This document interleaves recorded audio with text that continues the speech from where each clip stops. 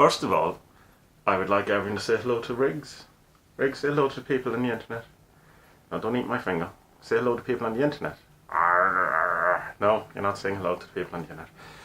Good people of the internet, this is Riggs. Riggs is cool. Riggs is my new kitten. And he's very much a kitten, you can see. Probably going to be the most photoed kitten, and should be appearing in a vlog very soon.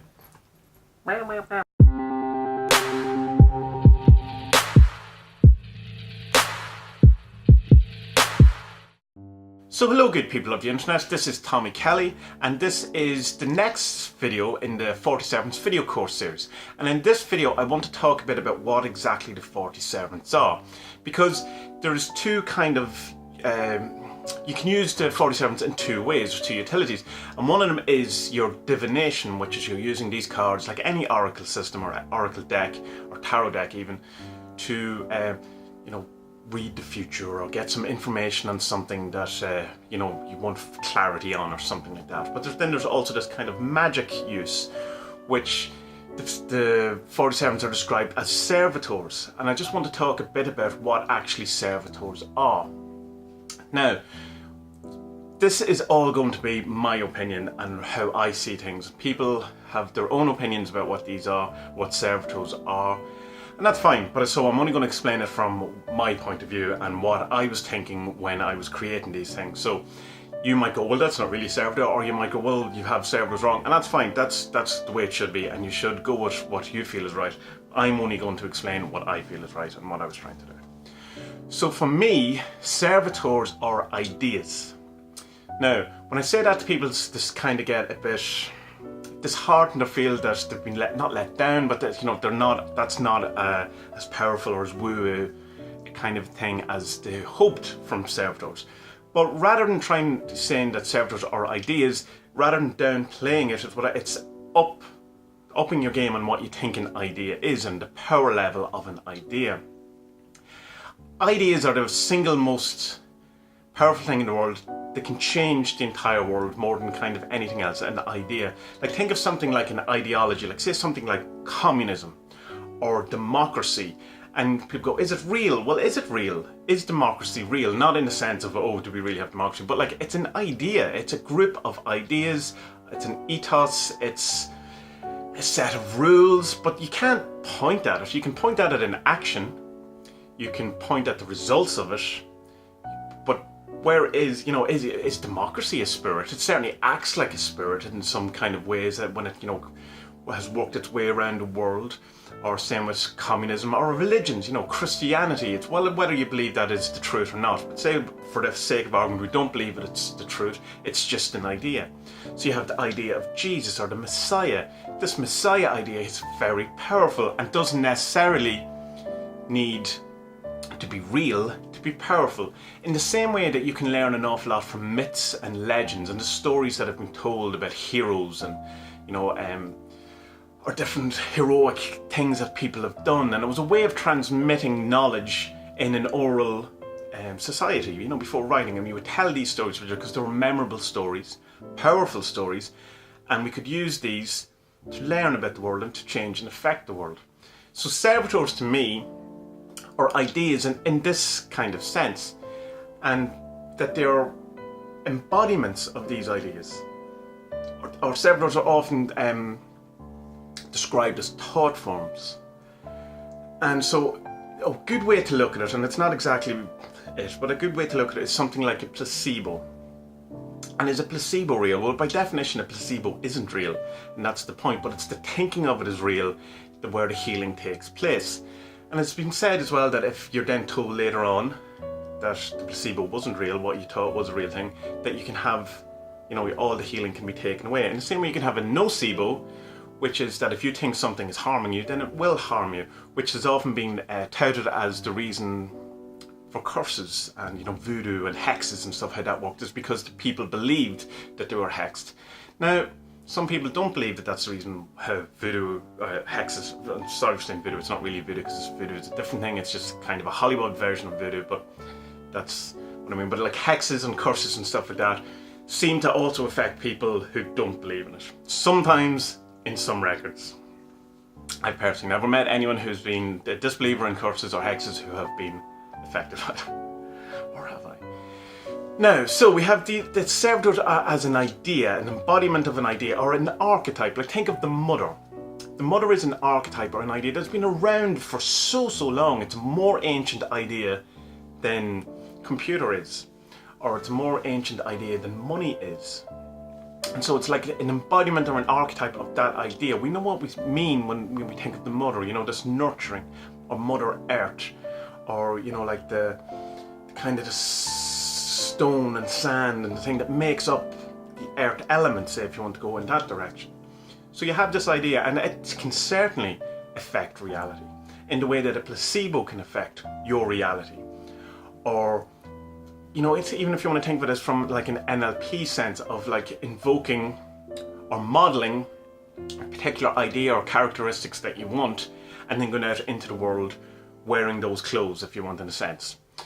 So that's how I see it, and I don't see them as necessarily a spirit, or I don't see them as,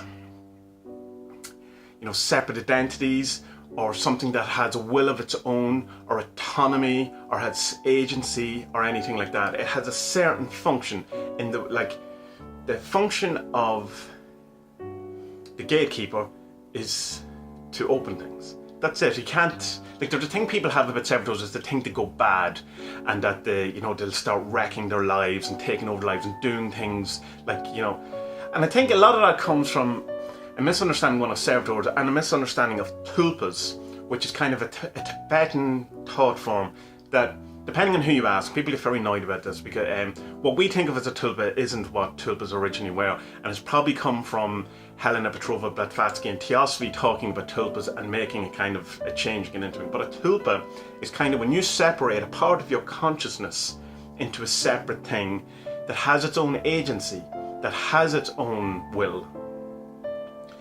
And in those cases, it is often, you'll find that they can have their own kind of, you know, and go a bit, not wrong, go, you know, have their own, like, kind of wreck things a bit because they've been left, not that they go bad, it just, you know, they become their own thing.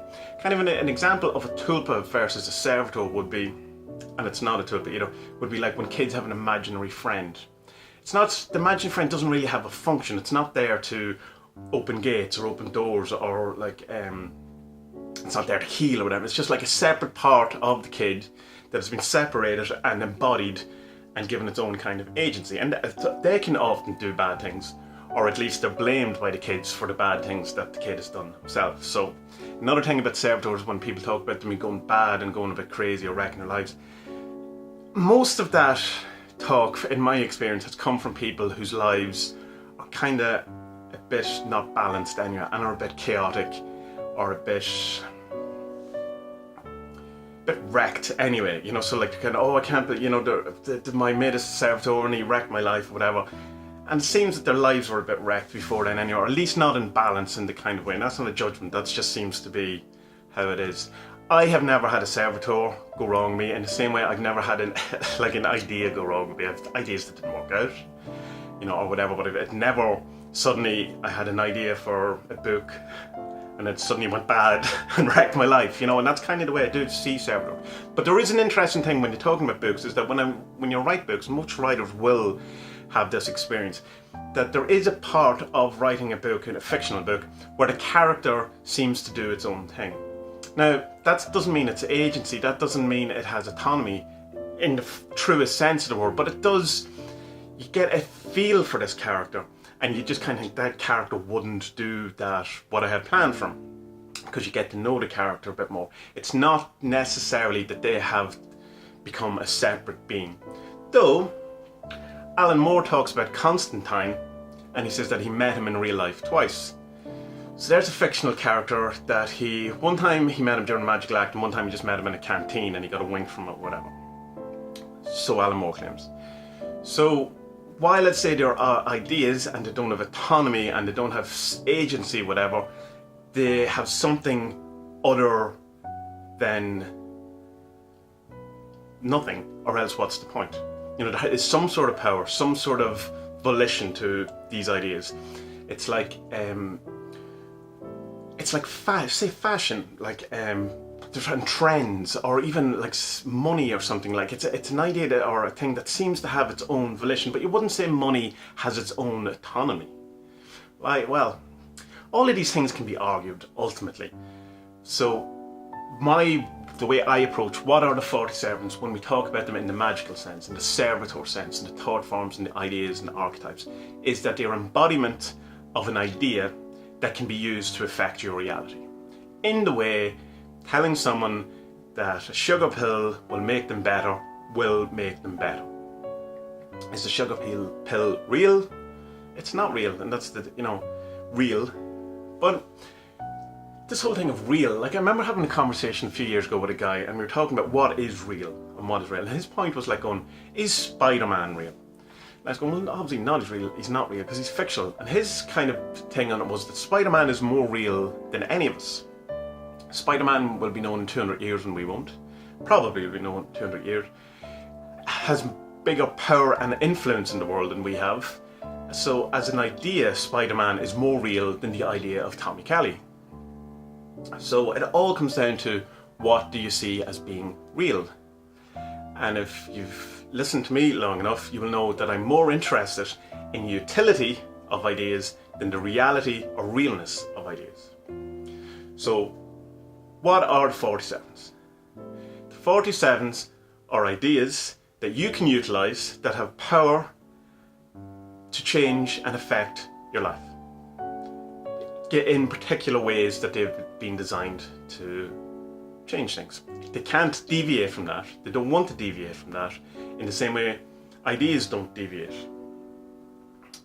So I hope that kind of makes sense. If it doesn't make sense, it's something I talk about a lot and I'm asked about an awful lot, so it's going to be an ongoing discussion.